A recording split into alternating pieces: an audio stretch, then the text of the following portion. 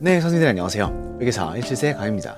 지난 영상에서는 제가 이 직업을 왜 추천하는지에 대해서 수험생의 관점에서 말씀을 드려보았는데요.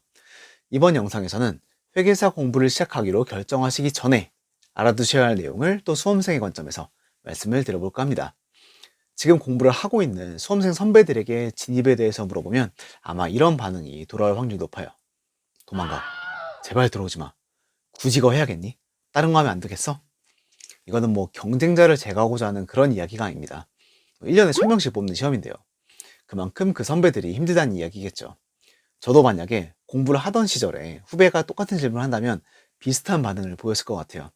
저는 재수를 했음에도 불구하고 야, 이거 수능 공부는 진짜 애들 장난이구나 싶을 정도로 많이 힘들었거든요. 이번 영상에서 다룰 내용은 도대체 뭐가 그 선배들 그렇게 힘들게 만드는지에 대한 내용입니다. 뭐야, 저번 영상에서 장점 5개나 얘기해놓고 이제 와서 말 바꾸네? 뭐 싶으실 수도 있는데 뭐 장점은 장점인 거고, 제가 정말로 조언을 드리고자 하는 의도라면 이 시험이 어떤 점에서 힘든지도 말씀을 드려야 하지 않겠습니까? 지금부터 제가 말씀드리는 내용 중 하나 이상에 해당하신다면 애초부터 발을 들이지 않으시는 것이 좋을 수도 있겠네요. 설명을 위해서 제 실제 수능 성적표를 발급받아 보았는데요. 옛날 사람이라 사회 탐구가 좀 많죠. 이런 사탐 과목들, 특히 국사랑 아랍어 같은 경우에는 암기가 굉장히 많이 필요한 과목입니다. 하지만 역사라는 거는 전후 맥락이라는 게 있고 또 사건들마다 발생한 배경이 있기 때문에 선생님께서 설명만 잘 해주시면 암기하는 과정 자체가 그렇게 고통스러웠던 것 같진 않아요.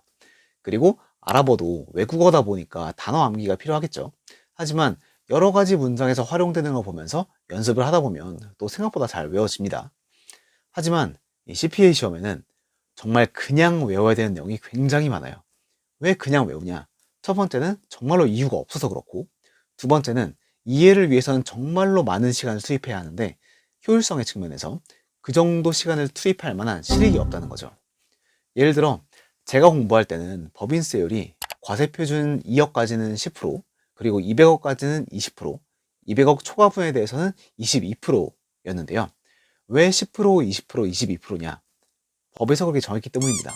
그리고 세법이 개정되면서 과세표준 3천억 초과분에 대해서는 25%를 적용하는 것으로 법이 바뀌었습니다. 왜 하필 또 3천억이고 25%냐? 그렇게 바꿨기 때문입니다. 어떤 내용을 공부하는 데 있어서 그 배경에 깔린 논리를 이해하는 것은 굉장히 중요합니다. 이건 CPA 시험도 예외가 아니에요. 그렇기 때문에 질적인 중요성의 측면에서 보았을 때 이해와 암기가 차지하는 비중은 50대 50이라고 봅니다. 하지만 이게 양적인 측면으로 넘어가면 그 비중이 10대 90으로 바뀌는 것 같아요.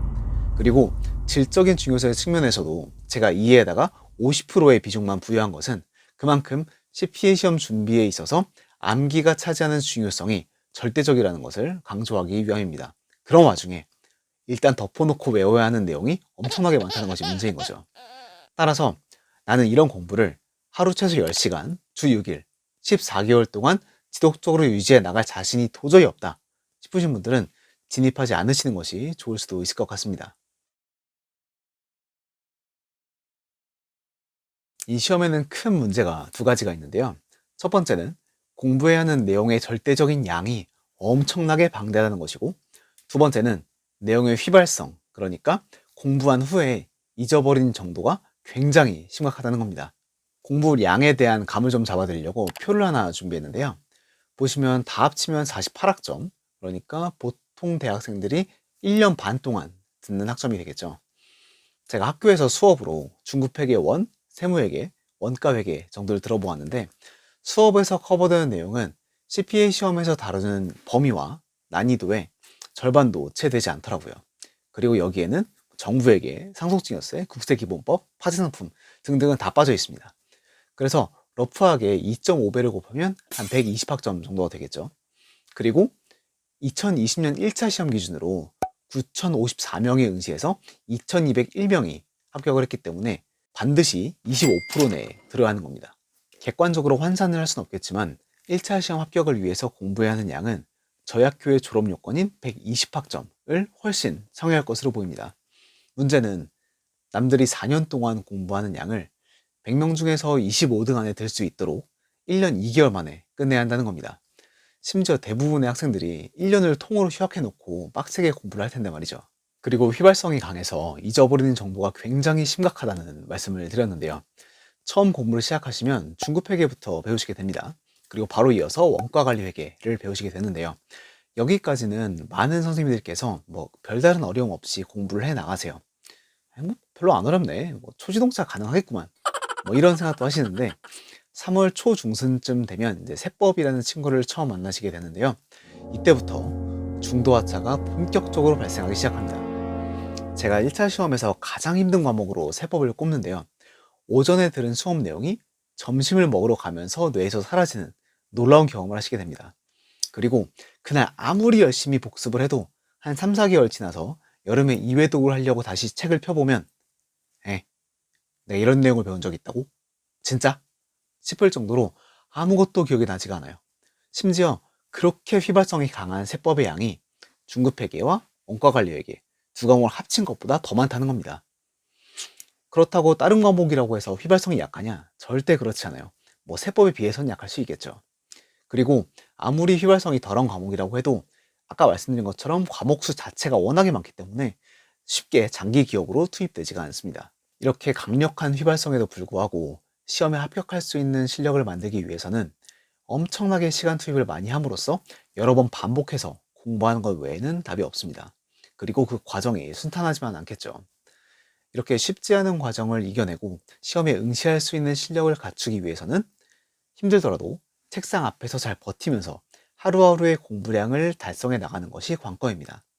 따라서 월요일부터 토요일까지 하루 최소 10시간 이상의 시간을 지속적으로 책상 앞에 앉아서 집중해서 공부를 해 나가는 패턴을 14개월 동안 계속적으로 유지해 나갈 자신이 정말로 없으신 분들은 진입하지 않으시는 게 좋을 수도 있을 것 같아요.